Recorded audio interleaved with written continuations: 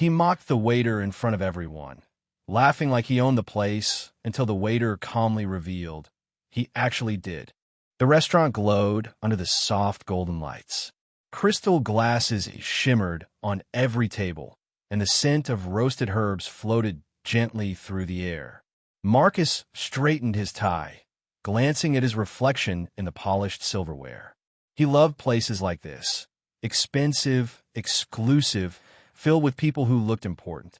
The waiter approached with a calm smile, carrying a tray of menus. Marcus barely looked up.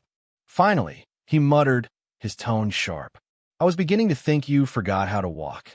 The waiter only bowed slightly, setting the menu in front of him. His hands were steady, his voice polite. "My apologies, sir. Would you like to begin with our signature wine?" Marcus smirked. "I will decide after I see the price.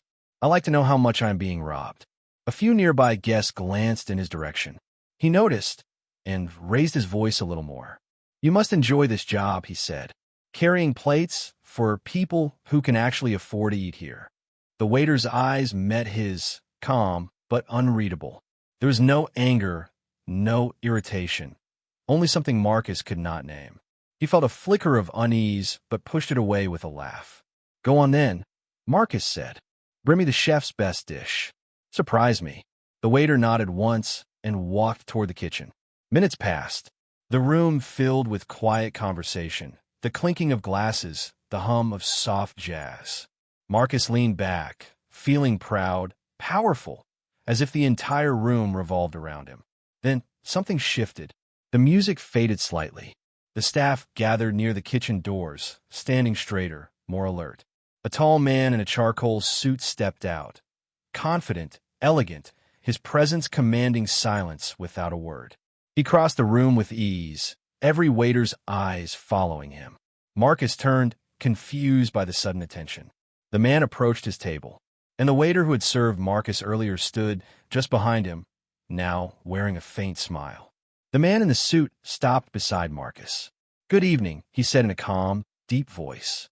"I understand you have been evaluating our service." Marcus forced a laugh. "I was just being honest. You should thank me for feedback." The man's lips curved slightly, not into a smile, but something colder. He turned to the waiter. "Daniel, I believe you have something to share?" The waiter stepped forward, his expression still gentle. "Yes, sir," he said, "only that I own this restaurant. And you, sir, are sitting in my family's reserved seat." The room went still. Marcus froze, the color draining from his face. The scent of rosemary and smoke suddenly felt sharp in his lungs. Every sound in the room, every whisper, every clink seemed amplified. The waiter's calm voice carried clearly through the silence. "I began here years ago, serving tables. I kept the uniform to remind myself where respect begins." Marcus tried to speak, but his throat felt dry, his mouth heavy. He could feel every eye in the room on him. He could feel the weight of his own arrogance pressing against his chest. The waiter turned away, giving a nod to the staff. And the man in the suit leaned closer to Marcus, his voice low and composed. "You see," he said, "true worth is never measured by how one serves, but by how one treats those who do." Marcus stared at the glass of untouched wine before him, the reflection of the waiter's calm face still glimmering in it. The air felt heavier now, no longer warm but cold. The taste of his own pride lingered like bitter smoke. And for the first time that evening, Marcus realized he was the one being served a lesson. The silence that followed felt endless. Marcus's fingers twitched against the linen tablecloth. The fabric that had seemed luxurious a moment ago now felt rough beneath his touch. The glimmer of candlelight wavered, distorted through the glass of his untouched wine. He swallowed hard, though his throat burned with dryness. A murmur of voices rippled softly around the restaurant, hushed tones, polite, but filled with quiet judgment. He could not bear to look up, yet he felt their eyes, hundreds of invisible glances pinning him to his chair. His pulse quickened. It beat hard, deep in his chest, echoing in his ears. He wanted to stand, to say something clever, something to regain control, but every word he thought of tasted sour before it reached his tongue. The waiter, Daniel, had already turned away. He moved gracefully through the dining room, his posture straight, his expression calm. It was the walk of someone who no longer needed to prove anything to anyone. Marcus watched as Daniel stopped by another table, speaking softly to a couple, his tone kind and steady. They smiled at him with genuine warmth. Marcus had never seen that kind of respect before, one that was earned quietly, without demand, without ego. He realized how different that was from the fear or flattery he usually received in his own world. He had mistaken noise for power. Now, the quiet was showing him how small he truly was. The man in the charcoal suit, Daniel's manager perhaps, or partner, stood beside him still, waiting for him to say something. But what could he say? "Would you like to continue your meal?" the man asked finally, his voice polite but cool. Marcus nodded stiffly, unable to meet his gaze. The man gave a short nod and walked away, leaving Marcus alone in the spotlight of his own embarrassment. The waiter who brought the next dish placed it down with quiet precision. No words, no smile, only professional distance. Marcus glanced at the plate.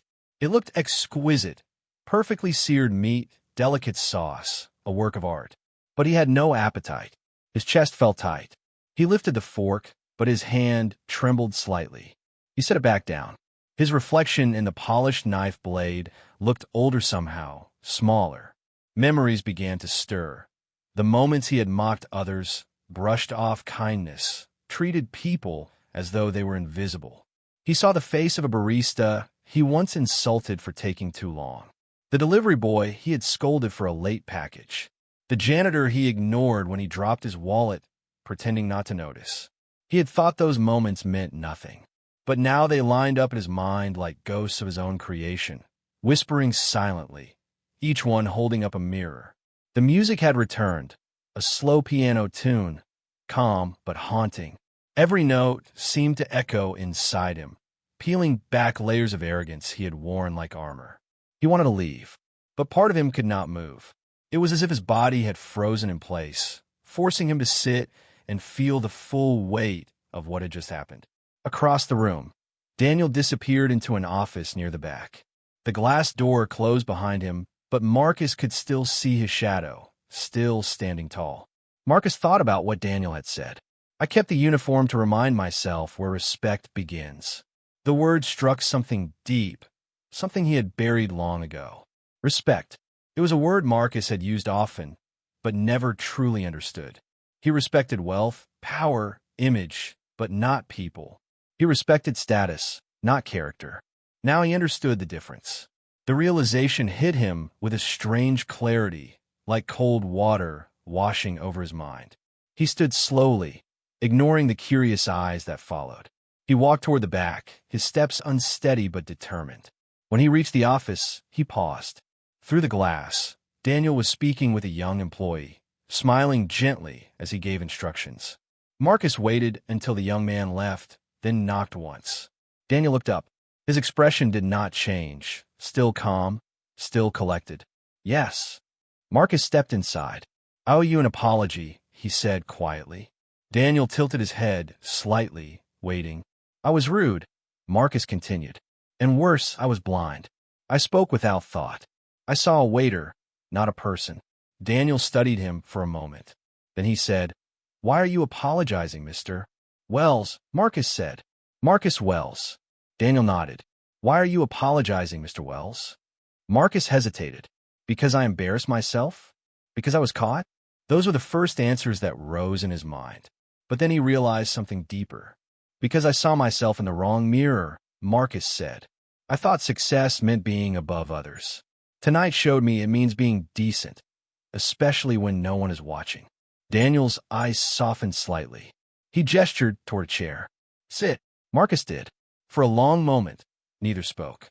The quiet hum of the restaurant beyond the door filled the space between them. Daniel folded his hands. "Do you know why I bought this place?" he asked finally. Marcus shook his head. "I worked here when I was 18, Daniel said. "I was invisible to most people. But one night, a man dropped his wallet and I ran 3 blocks to return it. He told me something I never forgot." Marcus leaned forward slightly. "What did he say?" "He said, 'One day, when you can afford to own the room, Never forget how it felt to serve in it. Daniel smiled faintly. I built this restaurant with that in mind. Everyone here, every chef, every cleaner, every guest deserves dignity. That is the only real luxury. Marcus felt something shift inside him, a small, steady crack in the walls he had built around his ego. He nodded slowly. You are right, he said. I forgot that. Daniel rose from his chair. He extended his hand. For a moment, Marcus hesitated, then reached out and shook it. Daniel's grip was firm but warm. No hard feelings, Daniel said. We all have moments that teach us who we are. Marcus exhaled a long, quiet breath he had been holding without realizing. He felt lighter somehow, though the shame still lingered. Thank you, he said softly. Daniel nodded once more, then turned back to his desk, returning to his work as if nothing extraordinary had happened. Marcus stepped out of the office. The restaurant felt different now, not intimidating but alive. He walked slowly past the tables, watching the staff move with quiet precision and grace. He noticed the teamwork, the small smiles, the respect that passed silently between them. He reached the front door, but before leaving, he looked back one last time. Daniel stood near the kitchen again, talking to a young employee, adjusting a tie, offering encouragement. Marcus realized the lesson was not about power, it was about humility.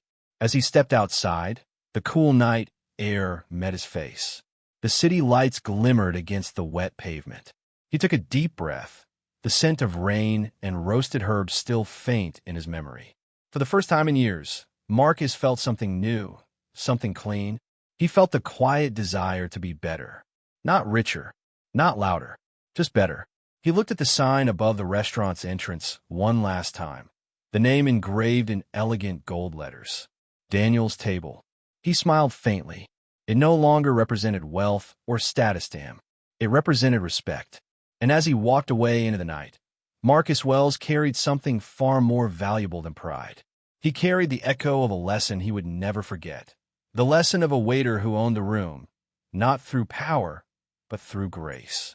The city night unfolded around Marcus like a living painting, silver reflections gliding across the rain-washed streets, the hum of distant traffic mixing with the rhythm of his footsteps. He walked slowly, his thoughts heavy yet strangely calm. The cool wind brushed against his face, tugging lightly at his collar, as though the night itself wished to clear the weight from his mind. For the first time in a long while, he did not reach for his phone. He did not check his emails, his stocks, or the long thread of unread messages filled with noise. He simply walked and listened. Every sound felt sharper now. The rustle of leaves, the faint laughter spilling from a nearby cafe, the low rumble of thunder building far beyond the skyline. He thought about Daniel, the calm in his eyes, the quiet certainty in his voice. Marcus had spent years chasing approval, power, and recognition. He had mistaken attention for respect. Yet Daniel had all of it without demanding any. That realization stung more than the humiliation he had felt inside the restaurant. It was not the embarrassment that hurt, it was the truth. He had become the kind of man who measured worth by the size of a paycheck, not the size of character. As he crossed the street, he passed a small diner, a simple place with peeling paint and flickering lights. The kind of place he once would have mocked. But tonight he stopped. He pushed open the glass door, and a tiny bell rang above his head. Warm air greeted him, thick with the scent of coffee and baked bread. A few people sat quietly at corner tables, some laughing, some reading, some lost in their own worlds. A young waitress approached with a tired but sincere smile. "Good evening, sir. Just you?" Marcus nodded. She guided him to a booth near the window, where the rain streaked down the glass in silver threads. When she handed him the menu, he noticed her hands were red from work, the kind of wear that comes from long shifts and endless hours. He looked at her and smiled back, truly smiled. "Take your time," she said softly before hurrying off to another table. He opened the menu, but he barely read it. Instead, he found himself thinking again of Daniel's words. One day, when you can afford to own the room, never forget how it felt to serve in it. He looked around the diner. The owner sat near the counter, wiping glasses, occasionally chatting with customers. There was laughter, even in the exhaustion. There was dignity, even in the simplicity. And Marcus realized this was what Daniel had meant. Respect was not something that money could buy. It was something one built moment by moment through the way one treated others. When the waitress returned, Marcus ordered something small, a sandwich and coffee. As she turned to leave, he added, "And please, take one for yourself. Add it to my bill." She blinked, surprised. "Oh, thank you, sir. That's very kind." He only nodded. As he waited, he stared at his reflection in the window. The man who looked back at him was not the one who had walked into Daniel's restaurant hours earlier. His reflection seemed quieter, softer, almost humbled. He saw, for the first time, the cost of his arrogance, the friendships lost, the respect forgotten, the kindness he had left behind in his climb to the top. When the food arrived, he ate slowly, tasting each bite as though it carried meaning. And perhaps it did. Every small moment now felt like a reminder of something he had missed for years. When he finished, he left a generous tip, something he had never done before without calculation. As he stood to leave, the waitress caught his eye again. "Thank you," she said. "Not many people think about us like that." Marcus smiled faintly. "I did not either," he admitted. "Until tonight." He stepped back into the rain. It fell softly now, almost cleansing. He lifted his face to the sky and let it fall across his skin. Each drop seemed to wash away a layer of the man he used to be. The drive home was silent. His luxury car no longer gave him pride. It was just a machine carrying a man trying to understand himself.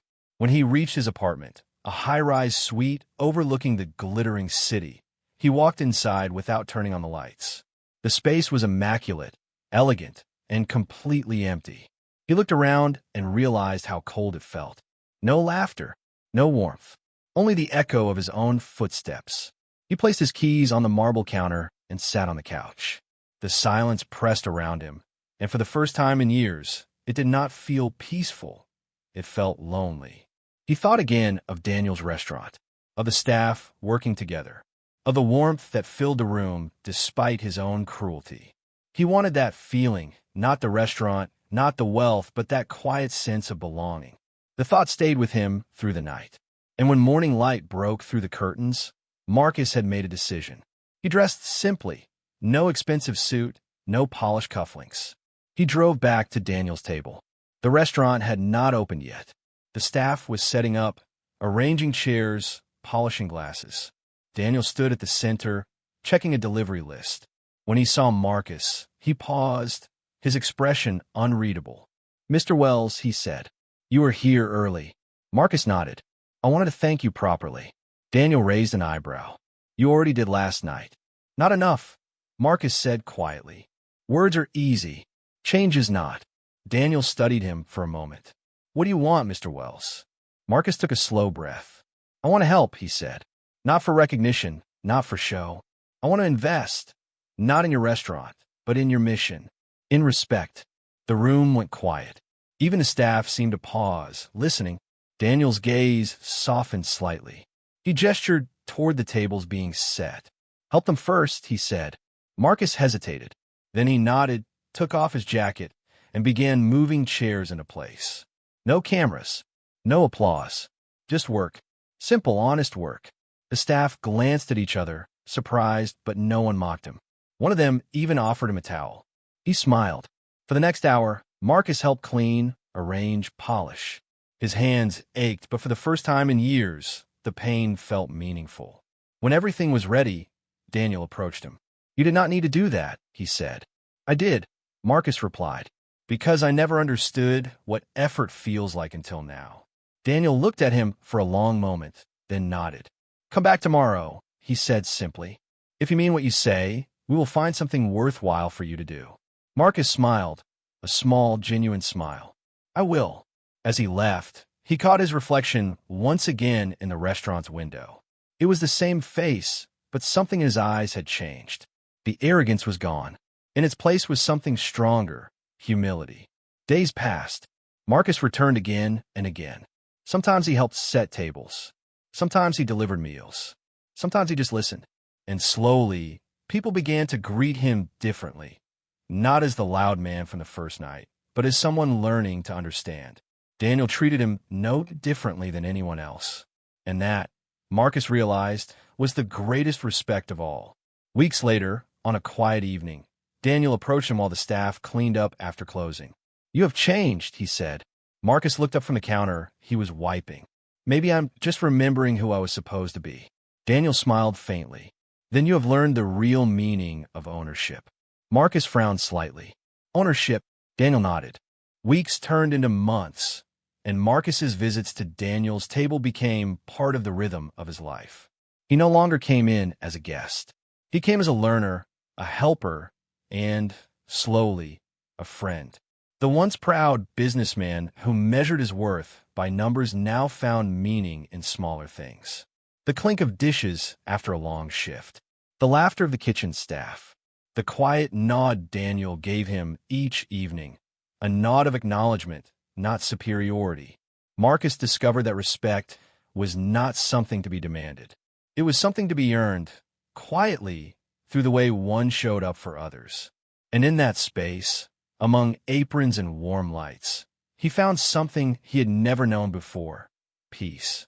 One evening, after the last table had been cleared, Daniel and Marcus stood outside the restaurant. The night was calm. The city hummed softly, and the glow from the windows spilled gently onto the wet pavement. Daniel turned to him. "You have changed," he said with a faint smile. "Not everyone does." Marcus looked at the glowing sign above the door, Daniel's table, and smiled back. "I thought I was learning how to respect others," he said quietly. "But I think I was really learning how to respect myself." Daniel nodded. "That is where it begins." They stood there for a moment, side by side, saying nothing more. Inside, the faint scent of herbs and coffee lingered in the air. Outside, the world moved on. Cars passing, laughter drifting from distant corners of the city. Marcus took a final look at the restaurant that had humbled him, changed him, and in a way, saved him. "Good night, Daniel," he said softly. "Good night, Marcus," Daniel replied. "And remember, kindness does not cost much, but it pays the best interest." Marcus smiled. As he walked away down the quiet street, the reflection of the restaurant lights shimmered in the puddles at his feet. For the first time in his life, he felt no need to prove anything to anyone. No suits, no status, no performance. Just a man who had learned the true meaning of respect. And as the night embraced the city, Marcus Wells carried with him not the memory of a mistake, but the gift of a lesson that would guide him for the rest of his life.